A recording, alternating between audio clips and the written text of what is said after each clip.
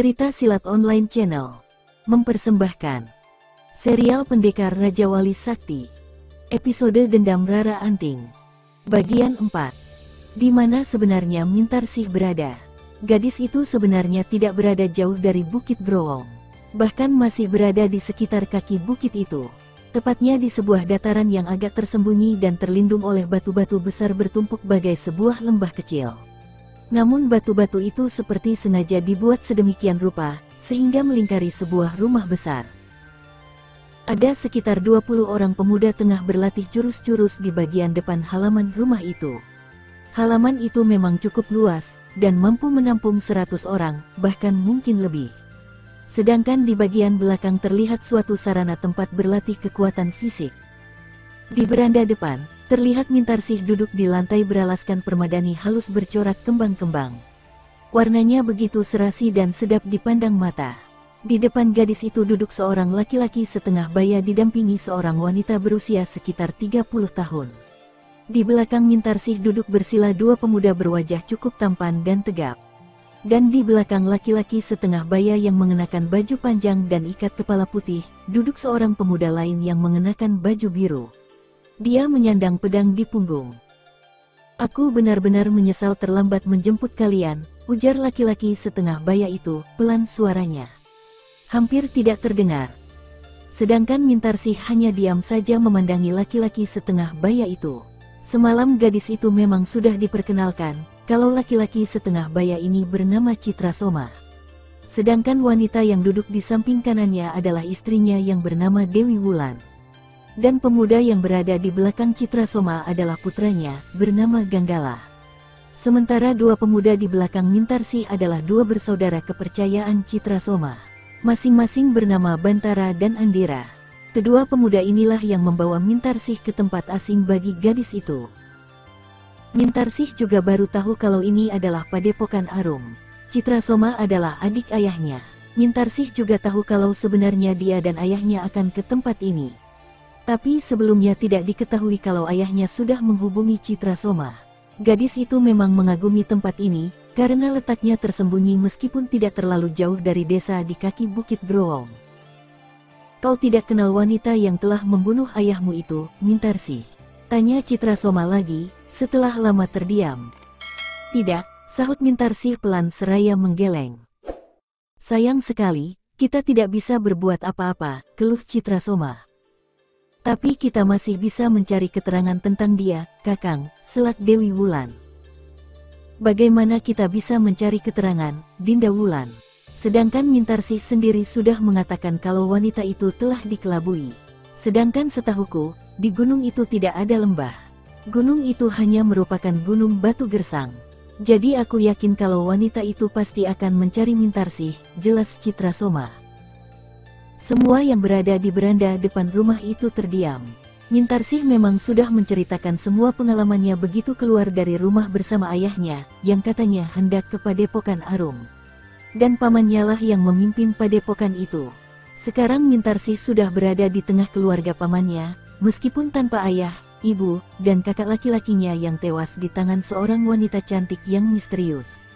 Mintarsih sendiri tidak tahu, mengapa wanita itu membunuh seluruh keluarganya. Gadis itu memang sudah bertanya pada Citra Soma, tapi laki-laki setengah baya itu sendiri tidak tahu. Bahkan tidak mengenal wanita cantik berbaju merah yang telah membunuh keluarga kakak kandungnya, hingga hanya Mintarsih saja yang tersisa. Dan itu juga belum bisa dikatakan tenang, karena Mintarsih membuat persoalan baru untuk menyelamatkan diri dari maut. "Kau terlalu berani mendustai manusia berhati iblis itu, Tarsih," ujar Dewi Wulan agak menyesali sikap Mintarsih. "Mintarsih tidak salah, Ibu. Aku pun akan berbuat yang sama jika sadar kemampuanku tidak akan bisa menandinginya," celetuk Ganggala. "Kau harus menyebutnya kakak, Ganggala," sentak Citra Soma. "Maaf, ayah," ucap Ganggala buru-buru. "Abis baru bertemu sekali ini, sih. Jadi, kaku." "Tidak apa, Paman. Toh aku juga mungkin lebih muda daripada Ganggala," kata Mintarsih seraya memberikan senyum pada pemuda itu. "Kau memang lebih muda 2 tahun, Tarsih. Tapi biar bagaimanapun kau tetap kakaknya. Dan Ganggala tidak boleh seenaknya memanggil namamu begitu saja, tegas Citrasoma. Ah, sudahlah, yang kita bicarakan sekarang bukan itu. Sentak Dewi Wulan menengahi. Aku jadi penasaran, siapa si perempuan itu? Gumaman Dewi Wulan memang sukar dijawab sekarang ini. Dan tak ada seorang pun yang bisa menjawab. Pertanyaannya itu memang membebani benak mereka semua. Karena tak seorang pun yang tahu siapa wanita berbaju merah itu. Dan juga mengapa membunuh keluarga Jarabotang. Bahkan mengancam akan membunuh siapa saja yang ada hubungan dengan Jarabotang. Itu berarti dia akan menjarah sampai ke tempat ini. Paman, di perjalanan aku juga bertemu dengan 3 orang penunggang kuda. 2 orang laki-laki, dan seorang lagi wanita. Mereka juga menanyakan Padepokan Arum, kata Mintarsih setelah cukup lama tidak ada yang membuka suara. Citrasoma dan Dewi Wulan saling berpandangan. Demikian pula Ganggala, Bantara, dan Andira yang juga saling berpandangan. Kata-kata Mintarsih barusan membuat gadis itu jadi kebingungan sendiri. Dia tidak tahu kenapa mereka seperti terkejut mendengarnya. Ada apa, Paman? Tanya Mintarsih. Tarsih, apa kau juga mendustai mereka? Tanya Citrasoma berbalik tanpa menjawab. Aku kan tidak tahu di mana Padepokan Arum, jadi kutunjukkan saja seadanya. Soalnya aku takut, Paman, sahut Mintarsih, menutupi hal sebenarnya. Karena waktu itu Ranggalah yang menjawab pertanyaan mereka. Ya, sudah, desah Citrasoma seraya melirik istrinya. Dewi Wulan hanya mengangguk kecil dan tersenyum penuh arti. Wanita berusia 30-an dan kelihatan masih cantik itu kemudian bangkit berdiri seraya mengajak Mintarsih masuk ke dalam. Gadis itu tidak membantah, lalu mohon diri sebelum melangkah masuk ke dalam rumah mengikuti bibinya. Tapi Citrasoma sempat menanyakan ke arah mana ketiga orang itu pergi. Dan Mintarsih menjawab apa adanya tanpa ada yang dikurangi. Bantara, Andira, kau susul mereka dan bawa ke sebelah barat Bukit Growong. Aku akan menunggu di sana, kata Citrasoma pelan, seperti takut suaranya terdengar sampai ke dalam. Baik, Guru, sahut Bantara dan Andira bersamaan. Mereka memberi hormat, kemudian bangkit berdiri dan meninggalkan beranda depan rumah itu. Ganggala pindah duduknya ke depan ayahnya. Ayah, boleh aku ikut mereka? Pinta Ganggala. Kau harus tetap berada di sini, Ganggala. Kalau terjadi sesuatu denganku, kau harus meneruskan padepokan ini bersama ibumu, jelas Citrasoma. Ganggala tidak membantah, meskipun sebenarnya ingin sekali ikut bersama 2 orang kepercayaan ayahnya itu. Ganggala memang tidak bisa membantah setiap kata yang diucapkan ayahnya. Karena apa yang dikatakan ayahnya selalu dianggap benar, dan demi kebaikan semuanya. Ganggala tidak lagi membuka suara dan hanya duduk diam dengan kepala tertunduk. Tepat dikala sang mentari berada di atas kepala, Citrasoma memacu kudanya keluar dari Padepokan Arum. Tak ada yang mendampingi, istri dan anaknya hanya mengantar di pintu gerbang yang terbuat dari batu-batu bertumpuk menyerupai mulut gua. Pintu gerbang itu kemudian ditutup oleh sebongkah batu besar setelah Citrasoma melewatinya. Laki-laki separuh baya itu memacu cepat kudanya menuju Bukit Growong, sehingga tidak harus melewati desa yang hanya ada satu-satunya di sekitar bukit itu. Jelas sekali kalau tujuan Citrasoma adalah sebelah barat bukit yang merupakan dataran kecil dan hanya ditumbuhi rerumputan. Tidak terlalu jauh jarak dari Padepokan Arum ke tempat itu, sehingga tidak memakan waktu lama. Belum juga matahari bergeser dari tempatnya, Citrasoma sudah tiba di pinggir padang rumput kecil itu. Dia melompat turun dari punggung kudanya dengan satu gerakan indah dan ringan. Baru saja Citrasoma menambatkan kuda di bawah pohon jati, muncul 2 orang murid utamanya. Citrasoma menunggu dan memandangi Bantara dan Andira yang berjalan menghampiri. Kedua pemuda itu menjura memberi hormat setelah sampai di depan laki-laki setengah baya itu. Bagaimana, Bantara? Tanya Citrasoma. Kami berhasil menyusul mereka, Guru. Dan sebentar lagi akan datang, sahut Bantara. Di mana kau temukan mereka? Tanya Citrasoma. Di lereng Bukit Growong tidak jauh dari Jurang Ular, sahut Bantara lagi. Gumam Citrasoma tidak jelas. Sebelum Citrasoma sempat bertanya lagi, terdengar langkah kaki kuda menuju tempat ini. Citra Soma dan kedua muridnya berpaling ke arah suara itu, dan terlihatlah 3 orang penunggang kuda berpacu cepat mendekati mereka. Tampak jelas kalau mereka adalah 2 orang pemuda dan seorang gadis cantik. Citra Soma dapat mengenali ketiga penunggang kuda itu. Yang mengenakan baju kuning adalah Rakalpa. Sedangkan yang berwarna gading adalah adiknya, bernama Raponda.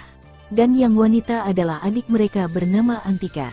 Citra Soma tahu betul, siapa dan apa tujuan mereka mencari dirinya sampai ke tempat ini. Laki-laki setengah baya itu menunggu sampai ketiga bersaudara itu dekat dan turun dari punggung kuda masing-masing. Mereka menghampiri dan berhenti setelah jaraknya tinggal beberapa langkah lagi. "Aku khawatir kalian datang membawa kekecewaan," kata Citra Soma menyambut ramah, disertai senyum mengembang di bibir. "Justru kami datang hendak menuntut keadilan, Paman Citra Soma," sahut Rakalpa tegas. "Keadilan macam apa yang hendak kalian tuntut?" "Menuntut balas atas kematian ayah kami," dengus Raponda. "Kalian salah alamat kalau mencariku hanya karena ingin menuntut balas," tenang jawaban Citra Soma. "Paman, kami semua tahu siapa dirimu. Dan kami tidak akan salah jika datang padamu. Bertahun-tahun kami harus mengubur dendam, mempersiapkan diri untuk menuntut balas dan keadilan. Hanya itu yang kami inginkan. Selanjutnya, kami akan pergi jauh, melupakan semua yang terjadi," tegas Rakalpa. "Inilah yang kukhawatirkan sejak dulu. Aku kenal baik dengan ayah kalian. Tapi semua telah dirusak oleh kesalahpahaman. Bertahun-tahun kukubur masa lalu dan melupakan semua masa suram. Tapi itu tidak mudah.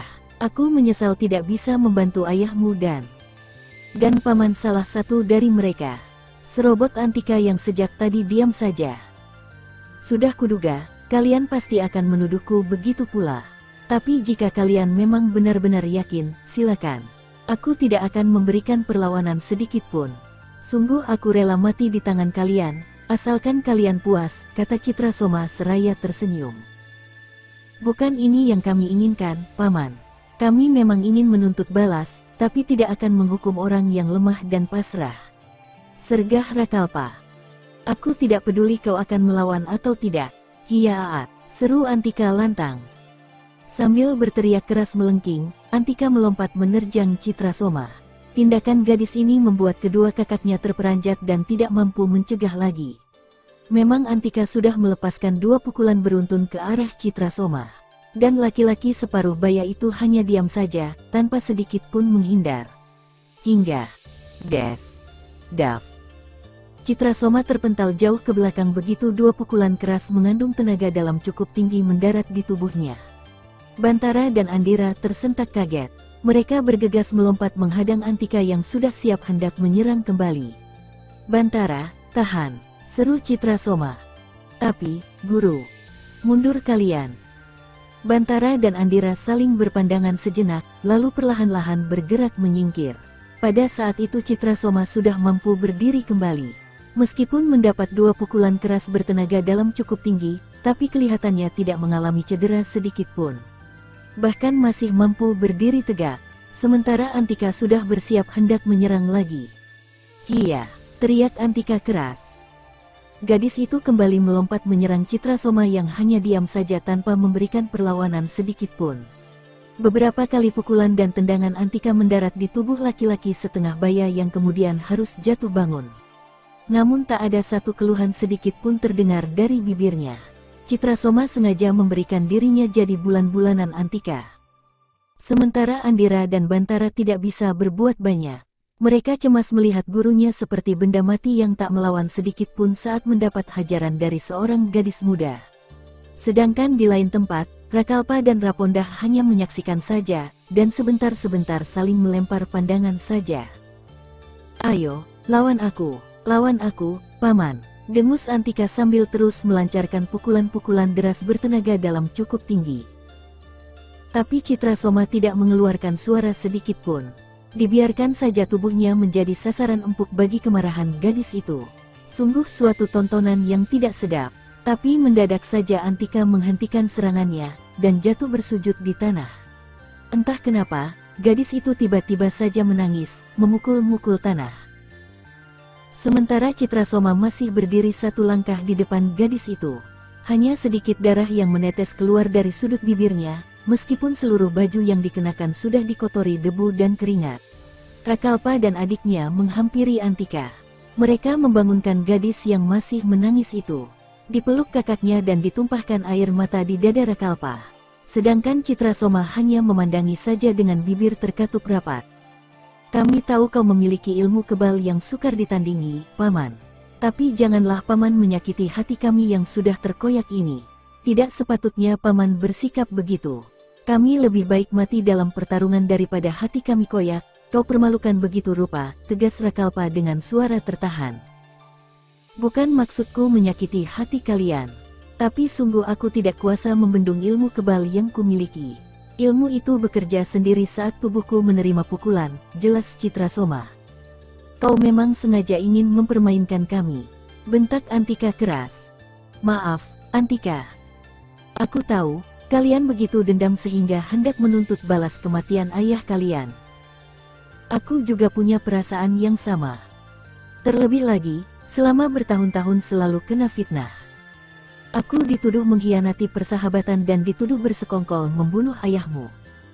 Memang hal itu tidak bisa kusangkal, karena tidak ingin hal seperti itu berkepanjangan. Tapi aku juga tidak bisa tinggal diam begitu saja. Aku mencoba mencari mereka, tapi yang kudapatkan hanya para kroco yang tidak tahu apa-apa. Akhirnya kuputuskan untuk menyendiri, mencoba melupakan semuanya.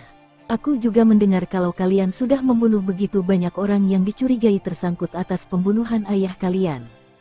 Hanya saja sadarilah kalau perbuatan kalian justru membuat tokoh-tokoh rimba persilatan jadi gelisah, karena tindakan yang tanpa pandang bulu.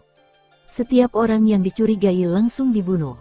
Tidak peduli siapa sebenarnya dia dan apakah memang benar-benar tersangkut dalam peristiwa itu.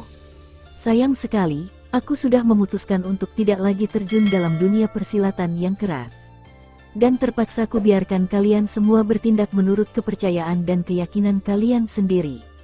Aku tidak akan mengusik dan tidak akan memberikan perlawanan apa-apa jika kalian ternyata memang mencari dan hendak membunuhku. Silakan.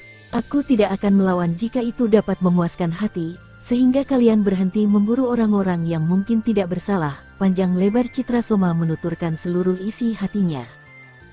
Sedangkan Rakalpa dan kedua adiknya hanya diam saja. Antika sudah tidak menangis lagi.